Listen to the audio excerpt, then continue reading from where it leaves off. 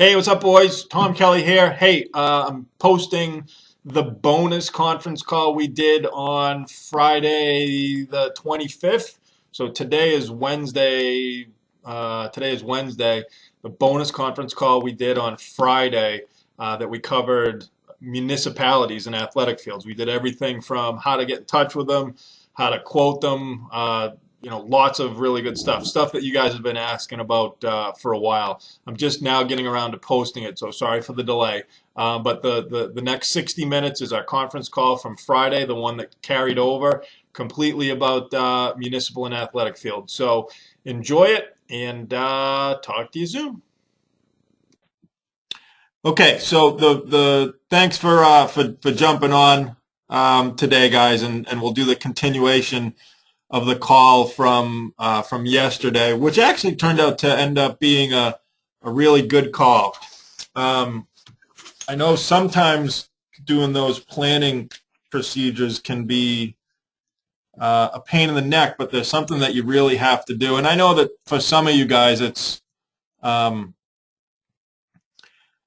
it's something that you've already done, and that you don't necessarily need to sit through. But for some of us, it's a good exercise to do. I wanted to offer to work with you guys who haven't gone through that entire planning process. The next step from there is to actually track everything, literally daily, mostly weekly, but inevitably monthly.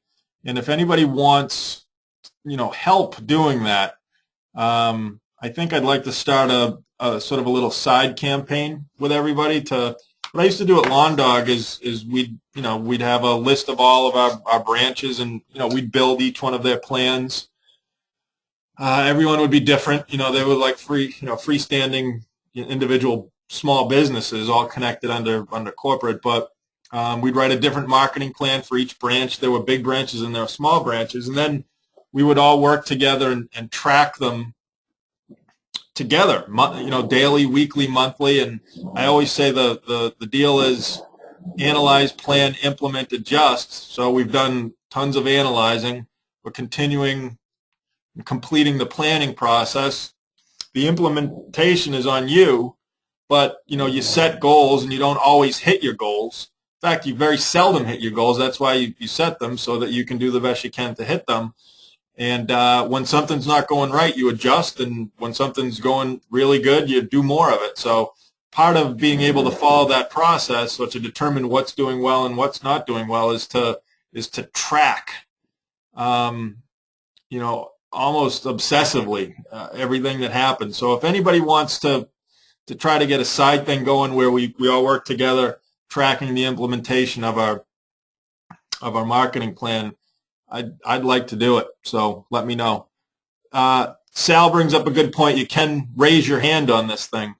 If you click raise your hand, I could unmute you. Sometimes it's hard for me to see them all. And actually the number of, the number of people jumped. We've got a good number of people on the call today, so it's probably best you guys to actually just type something in there and I can unmute you. You guys finally got some snow in Chicago, huh? Nice going, Dave. Get the plow trucks out there, try to make some money. Okay, so here's what I want to do. What we wanted to talk about and cover was, how do we actually go out, not only get this municipal and athletic field work, but once we get it, what do we do with it? How do we handle it? What's the proper agronomic plan? And unfortunately, there's not a universal answer to that. There's not just one particular program that I can throw at you guys, or that you guys can even develop. And I'm glad, Dave Malevsky, you're on this call today. Maybe I'll unmute you the whole time, because you've probably got the most experience with this. Dave and I worked real hard to get Dave's company. I shouldn't say I worked hard. Dave did all the work, but to get the Scarborough job, which is, you hear me talk about it all the time. Scarborough was a city that had a real good, solid group of activists, busybodies maybe, who literally got the town to pass an ordinance to ban pesticides in town. That didn't sit well with everybody. certainly didn't sit well with the company that had the existing contract. It continues to this day to create fighting and controversy, and there are moles in the meetings. That's funny because we do the city does monthly meetings to review the entire process, and there's a couple of people who are less than supportive. But it's funny how they try to come off as supporters of it, just citizens, but actually leak all of the information to some of the, I think directly to RISE, which is the Responsible Industry for Sound Environment, really a lobbying group for the chemical industry. It's funny because I don't think the people in Scarborough have any idea what they've gotten themselves into, because it's really a national story, because it's a victory for the advocates on the non-chemical side. They've won. And what Dave's been able to do is get the account and make it work. And that's really freaking them out more than anything, because a lot of times these bans get put in place. A company who doesn't necessarily know what they're doing gets the gig and messes it up. Well, Dave hasn't messed it up. He's created, it's actually worked awesome. The turf looks great. Everybody's happy. I mean, there's a couple of people, coming up with some bitching and moaning about this and that, but I'd say overall, it's been an overwhelming success in terms of agronomics and appearance. We had some grub issues that we inherited that we dealt with, or Dave dealt with. I keep saying we like I was up there doing it, but he pulled it off. Fields look great. It's a lucrative account. It's really pissing off some of the chemical supporters. They had a public hearing last week that I unfortunately didn't get to, but Chip went up and evidently kicked their ass, right, Dave? So I wanted to review some things today, a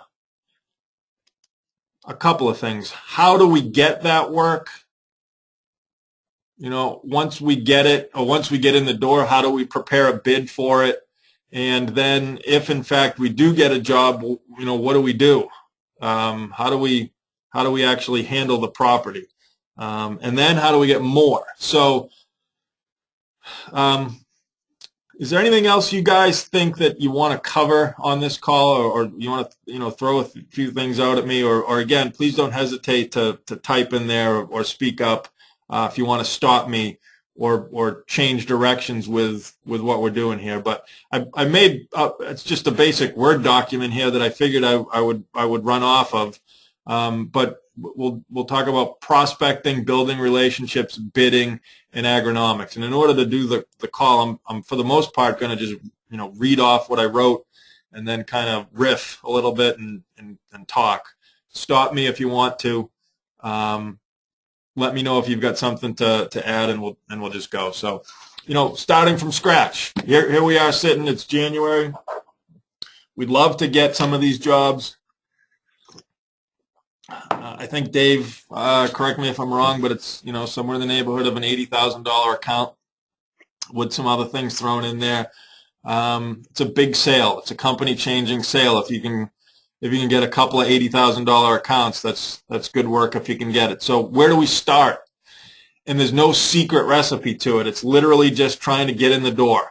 So before you even go anywhere, the best thing to do is talk about prospecting. How do we get in front of these people? First thing you do is make a list.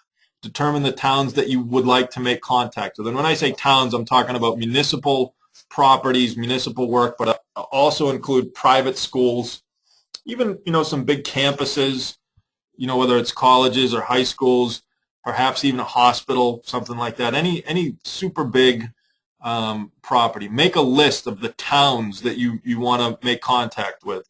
Put it on Excel, get it into your system somehow. There's tons and tons of directories for private schools, high schools and colleges. Just Google it for kids who are looking to go to school. So you could buy a list if you wanted to. Maybe we can look at that. I can talk to our list person, but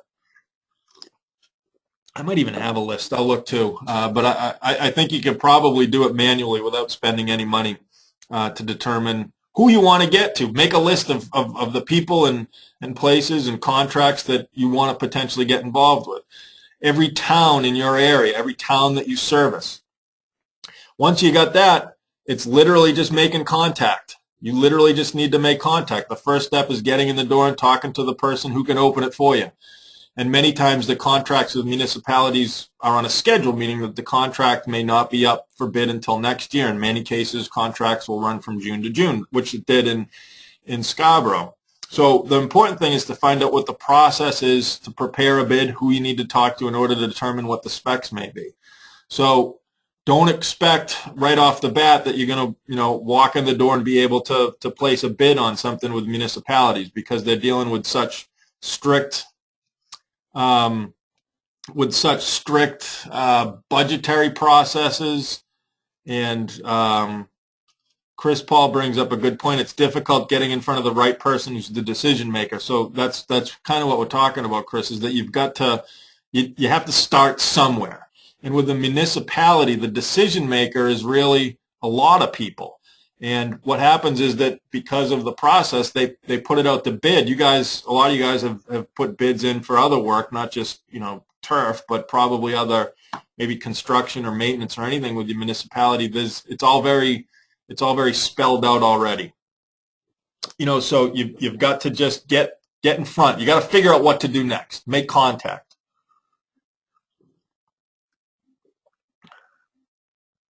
Dave Moscato brings up another good point. He says that there's many municipalities around him that have water reclamation facilities right on the river. And it is a great fit for organic. So let's spin off of that a little bit. You'll never talk to anybody who's gonna say, that's stupid, because all of these people are the curve has caught up to us enough where they know what you're talking about. 10 years ago, maybe even 5 years ago, you go in there and say, hey, I can help you convert your turf to organic. They might not even have any interest at all. There's not a municipal turf manager or park and rec department or town manager or anything anywhere that isn't going to be open to listening to what you have to say. There's pressure coming from all sorts of different places for these people to be more environmentally sensitive, to be more health conscious. And there's always that little group of busybodies in most towns. There's that one or small group of people who are in there forcing change. And a lot of times we talk about how it's important for us as business owners to maintain a middle ground between the advocacy and the other side. You don't want to come off as that advocate, because that's a little bit to the extreme. You want to come off as the contractor. And that's one thing that we've managed to maintain very well in Scarborough. Dave has, played it perfectly. Dave, you have played it perfectly in that he comes off as the contractor. He's willing to do whatever his boss or the town asks him to do. Now, his opinions, come out and lean towards, for crying out loud, the name of his company is Go Green Landscaping. It's got an environmental flair to it, for one thing, but he doesn't come off as an advocate or something trying to force something down somebody's throat. He keeps that middle ground all the way, and I think that's the approach you need to take when you make this first contact.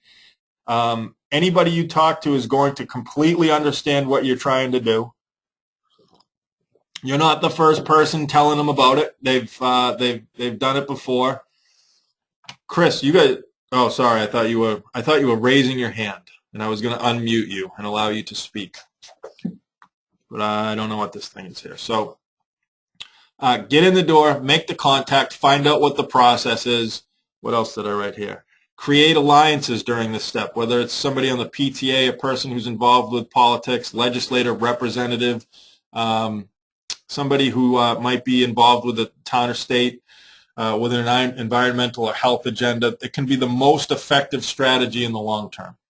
Absolutely. There's a woman, a representative here in New Hampshire, who introduced some legislation a few years ago, who I'm in contact with all the time. In fact, she sent me an email the other day.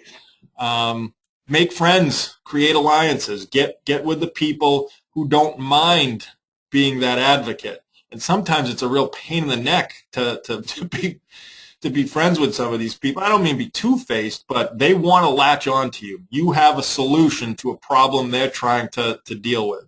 You are their solution. And then occasionally there's a real wingnut out there. But try to skate the middle ground, make alliances, get to be friends with these people. It's not going to happen overnight, especially with the municipal market. As I said, you're going to be on a schedule with the bidding process. Usually it goes June to June. It has so much to do with budgetary consideration. So start doing some work now, perhaps to get some business later. That is absolutely not the case with the private school market. With a private school or a university, a couple things are completely different. Literally just completely different. Budgetary concerns aren't a real concern. There's usually a go-to person. It could just be a groundskeeper. It could be an outside facilities manager. Again, with Dave Malevsky, we've been working with Bowdoin College up in Maine, who has a big campus and a mandate to go organic. And the man who's in charge of dealing with it can make decisions. He's the decision maker. It doesn't have to go through a committee. It doesn't have to go through a process. It doesn't have to go through a budgeting cycle. If he likes what you can present and you can get something to him, he can pull the trigger on it. We've also got a customer in Massachusetts that's a really exclusive, very wealthy private school, and the woman who is the outside facilities manager really doesn't even have a budget. She can do whatever she wants to do to take care of the turf, and she's a great customer. She'll do whatever you suggest is best. So there's no doubt that you're going to see a much more immediate impact from the private school market than the municipal market. So keep that in mind as you're trying to generate business. I've got a couple questions here, so I'm going to pause for a minute and read them. I can't read and talk at the same time. Good. David Montgomery brings up a great point, and we haven't. Let me read what he writes. We haven't really wrapped our hands or our head around completely the LEED certification. I haven't necessarily been able to figure out how to make a direct connection, but he says in addition to buildings, some neighborhoods are going for LEED certification. Neighborhoods are going for LEED certification. Part of the qualifier for LEED is a healthier and safer environment for occupants. Has anyone tried introducing products as a part of this approach? It comes up all the time, David, and I haven't been able to make the connection. So if anybody can run with that or can think of a way to make the connection. I haven't heard the neighborhood thing. What a great initiative, though. What an absolutely great initiative. That's another thing that if you can get involved with an activist who's working on something like that, you're going to be their best friend because you offer a legitimate and direct solution to a problem that they're dealing with, and you'll get business for it. But I don't know how to draw the LEED certification together. LEED is mostly for construction and indoor things, and I guess it kind of stormwater management, which we dabbled with a little bit. Care of the landscape, I don't know if it fits directly. I could be wrong, but I just don't think it's directly tied to it. We've tried to figure out how to tie it to it, but we haven't yet. So if anybody can, David, that's a great point.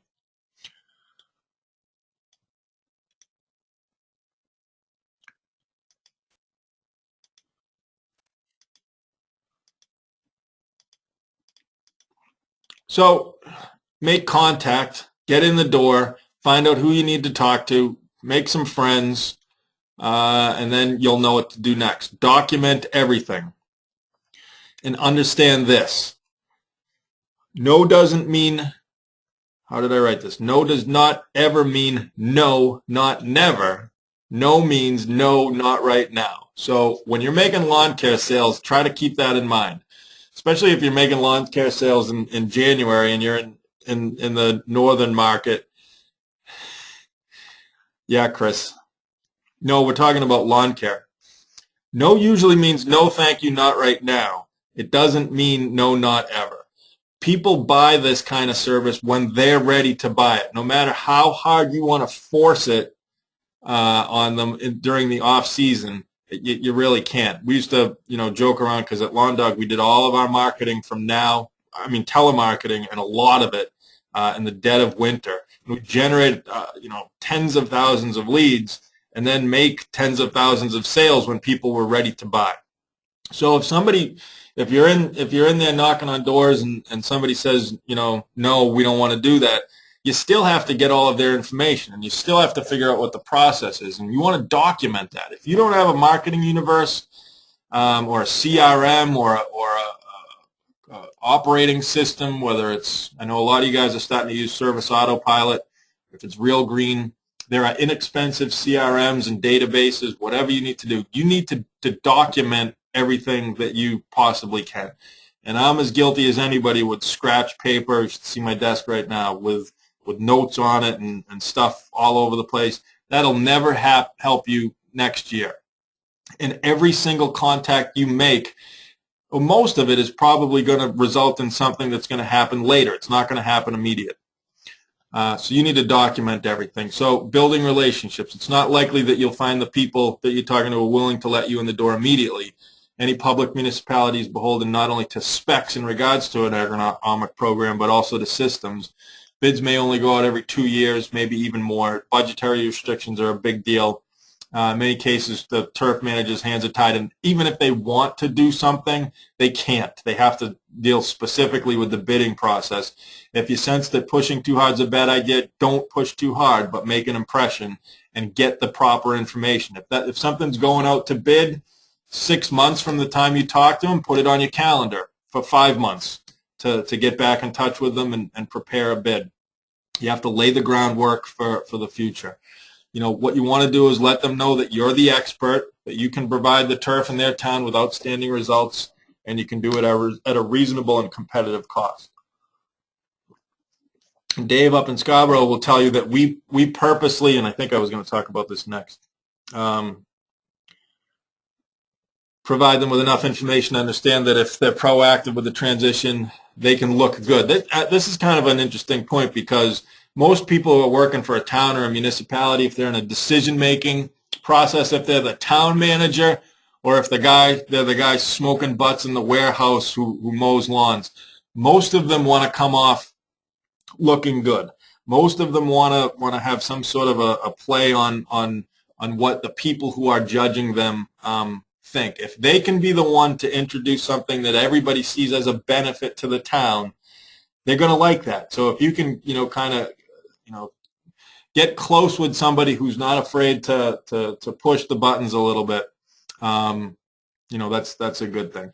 I wanted to talk about cost a little bit. For the most part, the people you're talking to are going to assume that you're going to be much more expensive. And as we all know, we've been able to close that gap a lot. And we found in Maine, in Scarborough, that the company that had the current contract, the chemical contract, first of all, it was a scary program. It was, Dave, I always forget, but how many acres of property are you treating up there? Type it in if you can, because I can't remember. But so they were doing 2 apps of granular weed and feed, granular weed control. 37 acres. Thank you. 37 acres of town-owned property was getting treated with, and I can never remember the chemical it was, but it was a chemical that's not even available for registration on home lawns. Homeowners can't even use it. It's a granular weed and feed product. The reason it's not allowed, or the registration was pulled, is because it doesn't break down. So when you bag the clippings and put it in compost, the weed control continues to work forever. Maybe not forever, but for a real long time. So they're applying 2 apps of a granular weed and feed on every square foot of property in the town. The town's mowing it, bagging the clippings, bringing it to the landfill. transfer station, whatever, putting it in the compost pile and composting it. And I've always loved this concept. Every old lady in the city of Scarborough is going to pick up her compost at the dump to bring to her garden and killing her tomato plants because of the weed control that's in the grass clippings. So it was an archaic, nasty program. They were way overcharging the town. And what David did is he came in and prepared a bid to match specifically. I believe, correct me if I'm wrong, Dave, but I think it was a little bit less, or maybe just a tiny little bit more. So they're going to assume that your cost is going to be way more. But what you can do is literally less, exactly.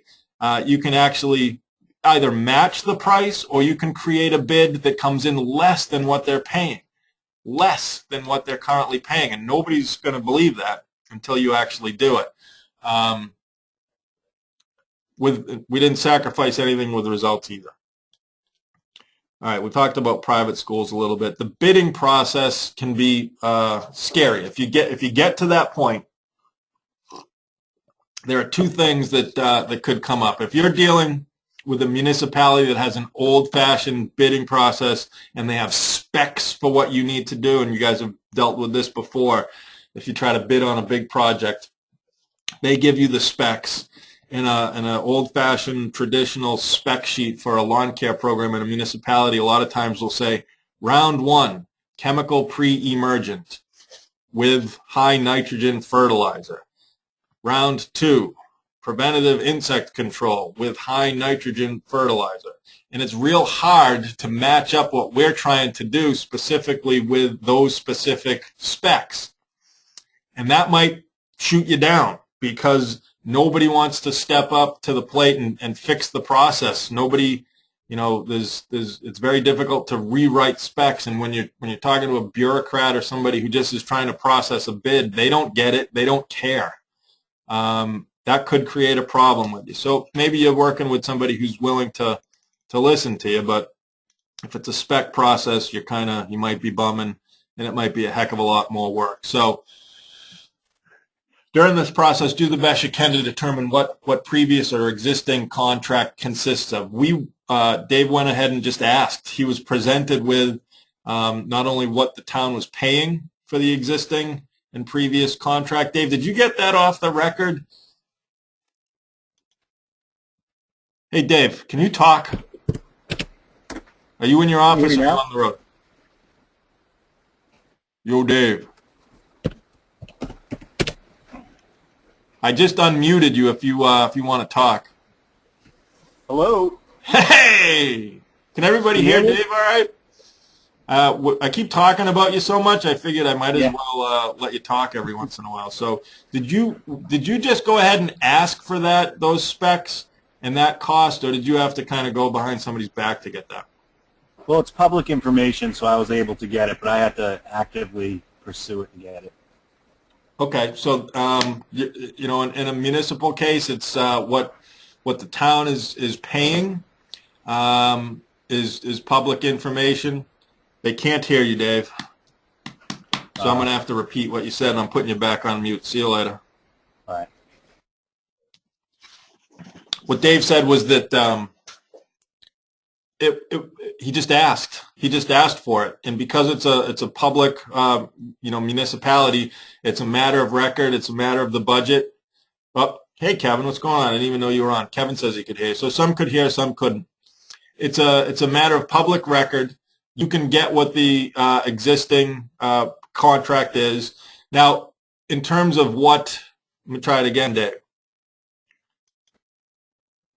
I unmuted you again, Dave, just for my own good. What did, when you were able to get the actual program, was that given to you easily, or was that something that you had to kind of pull teeth to get?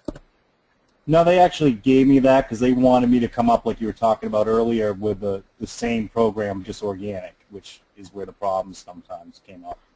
So they wanted you to prepare a bid based on those specs that was already done. Right. And the other interesting thing, too, we got out of the town was that estimate of an organic program that the chemical guy was doing. Right. that was 30% higher than his price, and we came in below his chemical price. So there's all kinds of stuff you can dig up when you're looking. So don't be afraid to ask. So you get in there, you're talking to the people. If anybody's giving you the time of day, just ask. Ask for what the town is currently spending on turf care. Ask for the program that's currently being offered, and they're going to give it to you. And then you're golden, because then you can prepare a bid that comes in less than it. I just muted you again, Dave. I was getting some feedback. I'll unmute you again if I need to. I mean, how cool is that? I mean, if you know what the current bid consists of, or the current contract consists of, you know what they're actually doing. Maybe that's the place to start. Now that I'm thinking this out a little bit, maybe that's the place to start. A couple people, I'm going to unmute you again, Dave. A couple people are asking, you're unmuted again. A couple of people have asked, who did you talk to get this information? And I don't even know the answer to that. You were dealing with the advocates, you were dealing with the town manager, the committee, everything else. But I know that we were riding around with that town guy for a while. Who gave you this information? I actually was able to get it through town selectmen. Hey, I didn't know Sarah was on too. Hey, Sarah. So Sarah was part of the whole process. She works with Dave, and so you just asked the selectman. Yeah. Okay, so bang, this is awesome information. If you're going to go into the municipality, a town selectman is an elected official whose job is to talk to people like you. Maybe that's where you start, guys. Maybe that's where you start. You make literally make an appointment, or just call or email a selectman in your town, a representative, and go over some of the things that we just talked about. Let them know what you do, what you'd like to do. Ask them what the process is for the whole deal. Sarah's typing in that there were bids involved, and she'd suggest start with the town manager. That's a good point. If you start at the top, the town manager isn't going to ignore you. He or she may not answer you directly, but they will certainly pass it on to somebody who will. And I guess at that point, it's okay to poke a little bit, to prod a little bit, and it's a matter of public record, and they're going to get it to you. So maybe that's where you start. Instead of trying to figure out, through Parks and Rec or Conservation Commission or anything like that, why the heck not start at the top? Does that make sense to you guys? Sarah, is that what you would think the best process would be? Right on. A couple guys are asking the difference between a town manager and a mayor. If you're in a bigger city, yeah, I guess it's the same thing, but I think you'd have less access to a mayor. A mayor might have assistants or aides or whatever, or maybe that's where you do talk to a selectman. Talk to somebody in power. Talk to somebody who has a decision-making responsibility, and just ask, how much is the town spending on turf care? And if anything, and sometimes it might not be anything in today's day and age, if anything, what is being done? Can I have a copy of the program and the contract? And what's the process to actually submit a bid? Sounds good to me. Wow, we worked that right out, didn't we? And they say we're just lawn guys. So determine what the previous contract consists of, what the cost is. In a private school setting, you're just going to talk directly to the person who's in charge of it.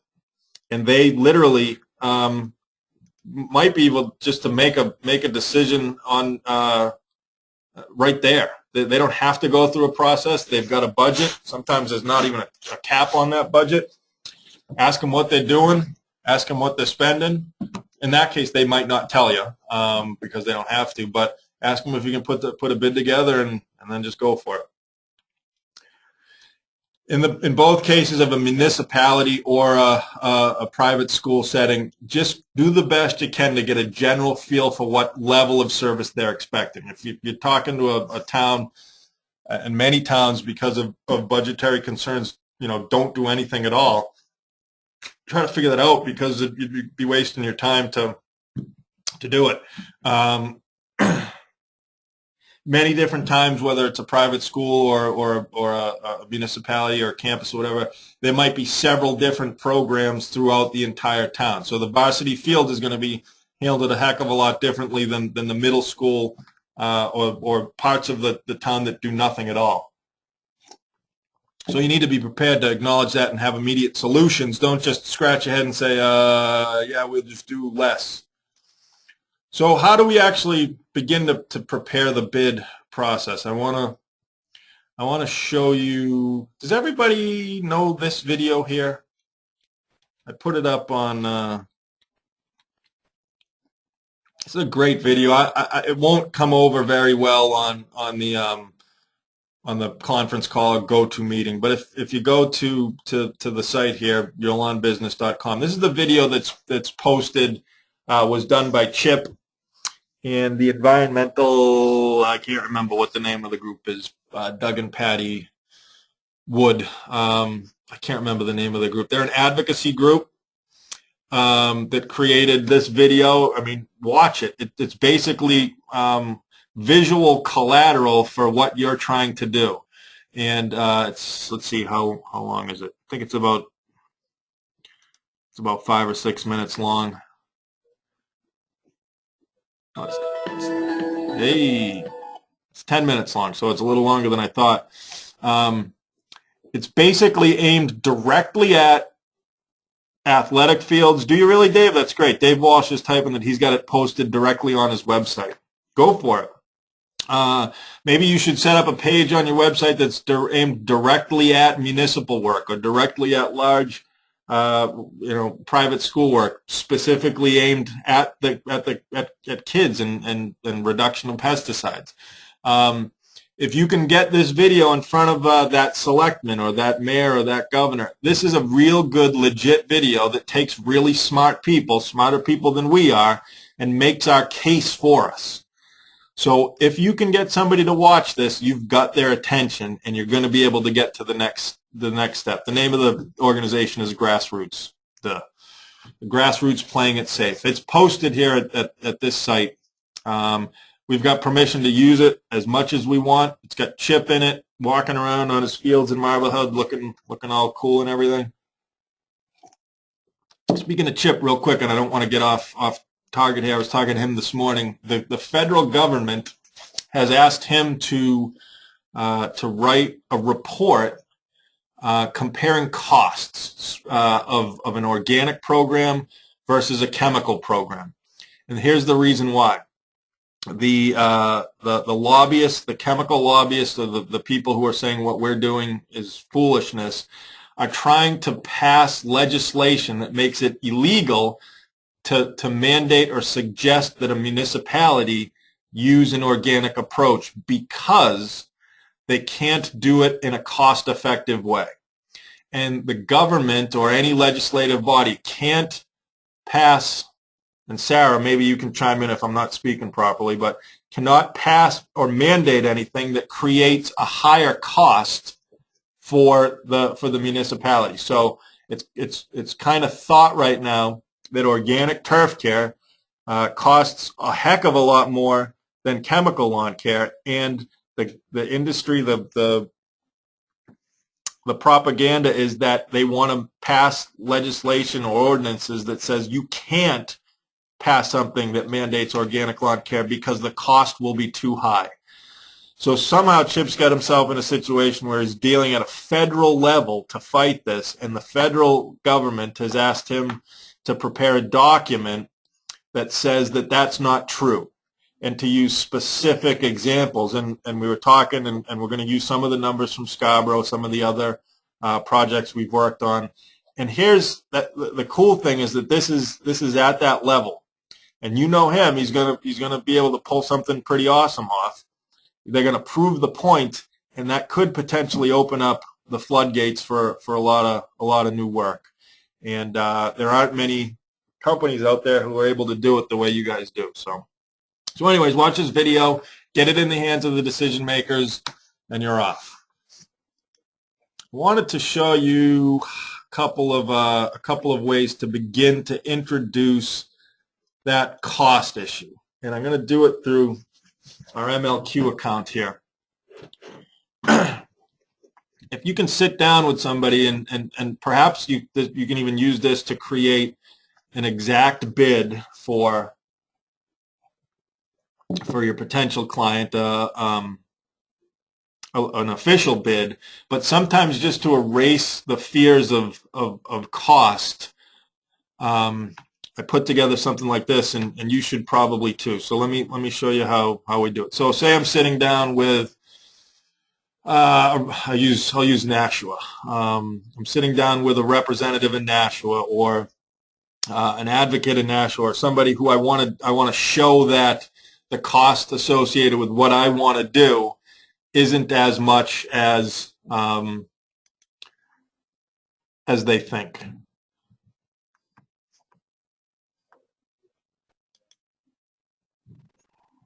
I'm going to go to Nashua High School here. I can't remember what address I was using. I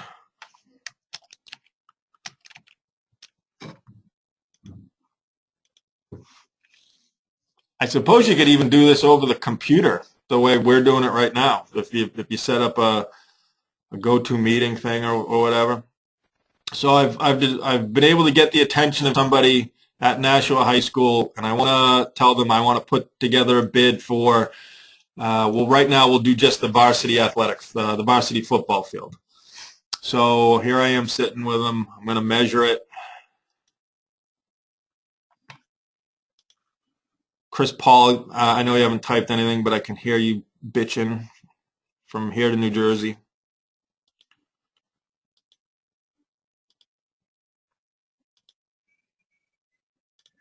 And he laughs at me. So I've measured this at roughly 98,000 square feet. It's a little bit bigger than what a regular football field would be, but it includes some stuff behind the end zone and whatnot. We add that to that. We hit create quote.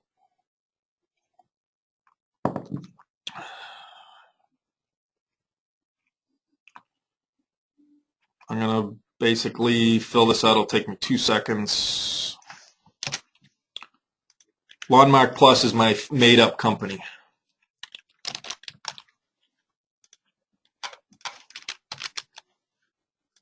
I'm going to use my own email address here.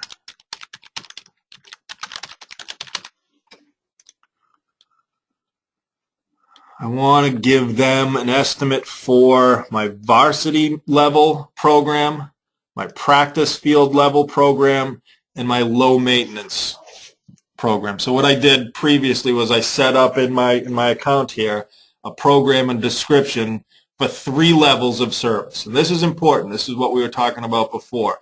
Not every site in a town or in a school is going to be treated the same. The varsity field is the one thing that they usually won't even let us touch no matter what we say. Keep away from our varsity field. And you hear a lot, we can't have organic on the varsity field because the football players will trip on all the weeds. I always love that one. Well, here's the response now. Hey, guess what? We can kill weeds. So shut it.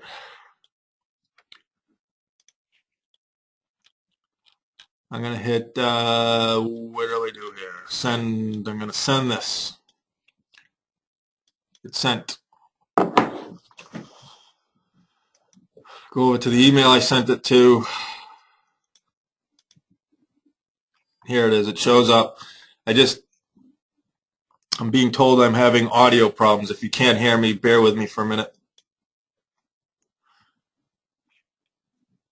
So right here, now I've got an estimate based on that square footage for 3 specific programs that I set up. And I didn't spend a ton of time. You can make this say as much as you want. You can talk literally about each application, what's being done. They click on this here, and it says, I gave them 3 options. My varsity athletic field high maintenance organic turf care program. When there's 0 tolerance for error on your playing fields, you must take an all-inclusive approach. The transition from chemical to organic program on varsity fields is possible without making any concessions whatsoever in regards to growth, color, weed control, insect control. The Lawnmark Plus Organic Varsity Field Program is an all-inclusive, high-profile, high-maintenance athletic field program. It includes monthly applications of various products that will ensure optimum playability, density, and resistance to wear and tear. Applications include granular organic fertilizers, biologically active liquid fertilizers, robust soil inoculants. I can't believe I used the word robust. Ugh. Biostimulants, kelp, humic acid, organically acceptable post-emergent weed controls, and organically acceptable insect controls. This professional athletic field quality approach comes with an unconditional satisfaction guarantee. Your turf will be thick and green. It will be weed and insect free and will stand up to compaction and use. So based on some numbers I put in there, this is the cost to do the athletic field. This, I mean, seriously, I built this in. This cost is probably pretty high. But that's what some people want. I mean, that would be a kick-ass, completely all-inclusive application process. I did the same thing, and you can tell I kind of ran out of steam as I was preparing this. I was doing this yesterday morning before the call. Practice field or mid-level maintenance organic program, and this is what most people would probably be interested in doing. A step down from the ultra maintenance varsity field requirements. The mid-level maintenance program takes playability, aesthetics, turf density, wear, tear, and budgetary considerations into account. A 6-step liquid-based organic approach to athletic field care revolves around our proprietary 5-principled approach. Will address soil biology, environmental extremes, turf fertility, pest control, continuing support, whatever it is you want to say on there, they can ratchet it down to this. And then there's a low maintenance choice. When budgetary considerations are at the top of the list when determining turf care requirements, this your best choice, 4 applications of liquid biologically enhanced, so on and so forth, and here's the cost for that. Here's my point with this. It's kind of premature. A lot of times you have to build a program specifically to deal with the budgetary considerations. So, you know, if you can get that contract, if you can get what they've been doing in the past, you know what they're going to spend, you can absolutely build the program based on what they're willing to spend. I think we've got a new document here. I think it was emailed to you the other day of every one of the products that we actually sell. And there's a lot of them. You know, you'll never use all of these because they're for all over the country. Some are expensive, some are cheap, some are, you know, serve a purpose. Sometimes the purpose is to simply put something in that's a low cost to combat the cost of some of the more expensive products. So agronomically speaking, it's not always easy to build a program prior to knowing what they want to pay. So there's a little bit of a game here. You can build that into what we just did up here. If you know the information in advance, you can kind of put in what you need to put in. I guess this would probably be in advance of preparing an official bid. This is going to help you prove to your potential clients and customers that we're not talking about, you know, you're not going to spend $5,000 on a little league practice field, right? So most people are thinking that when you start talking about organics, it's going to be double, triple the cost. The football players are going to be tripping on weeds, and it's not going to work. You can make this say whatever you want it to say. You can build this cost in, and it opens the door. It keeps the conversation going. It says, hey, we know what we're doing. We can do it at a decent cost. We can probably match your chemical cost, and we can get good results. And then take it from there. Where it goes from there and putting the bid in, whether it's a municipality, it's going to come down to price most of the time. With a school, it's going to come down to the way you are able to relate to the person making the decision. But your tools have to be there to be able to provide, you know, a good bid or get a good pricing out to them. It's kind of a chess game here. Bunch of questions. Let me back up and read some of them. Rick, you can load it in there. I mean, I could probably send you, I can send you what you should put in, but you should get in the habit of being able to upload it yourself. I can send that copy out to you. Yep. But this was just kind of off the top of my head too. You can probably put in as much as you want. Sometimes people are going to want to see what's actually in the applications, and whether you put what's in the applications, that doesn't always mean that that's what you have to do specifically later in the year.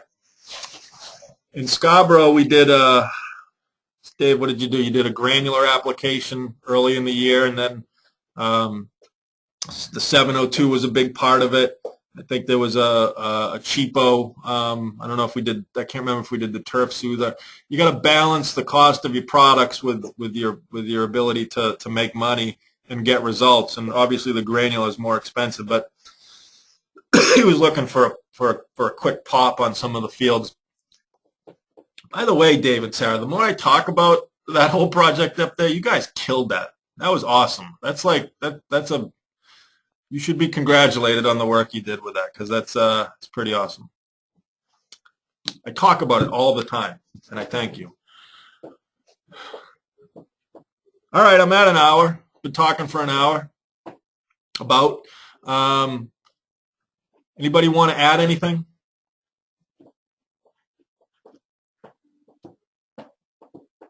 Everybody asleep?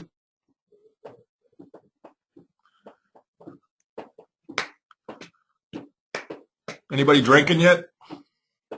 It's Friday. I thought so. It's Friday, 2 o'clock. 10 minutes?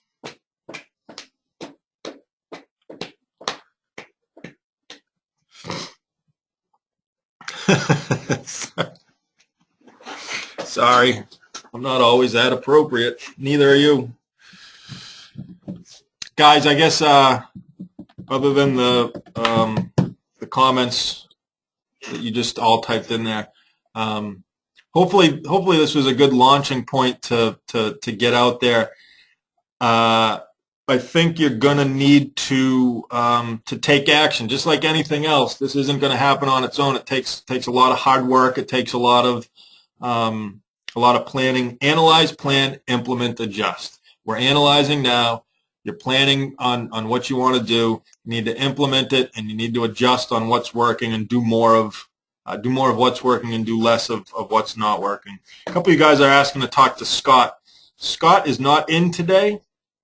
Scott had to put his dog down today. His dog, they found he had a brain tumor or something yesterday, so he's kind of bumming. So David, I will let him know, and I told him yesterday that you guys are looking to have a conversation. I'll let him know, and he'll call you on Monday.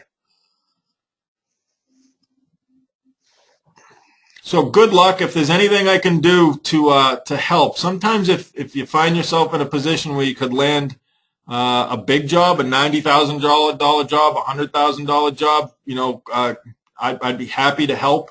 Sometimes it's just about talking to people. If you need me to write something, I'd be happy to. If you need Chip too. I'm not volunteering Chip by any means. He'd kick my butt for doing it, but if it's something that's going to really advance his cause, he's happy to be involved. You'd be surprised at a lot of the contacts he already has, because this is what he does. Chip is the advocate in a lot of places. He's probably, for some of you, already been in your town and already been banging the drum. He knows that we have an initiative to do this as well, and he can help us too. So I guess if there's nothing else that we want to cover, if there's no other questions, I'm going to stop talking and we'll wrap it up. Last chance. Anybody? Okay, guys. Thank you very much. We had two very long conference calls this week. I think they were pretty productive. Chris, I will call you. I'm glad that we were able to get together this week, and have an awesome weekend, guys, and good luck next week making sales. And the guys down south, good luck getting out on the road, and we'll talk to you again. Have a good afternoon.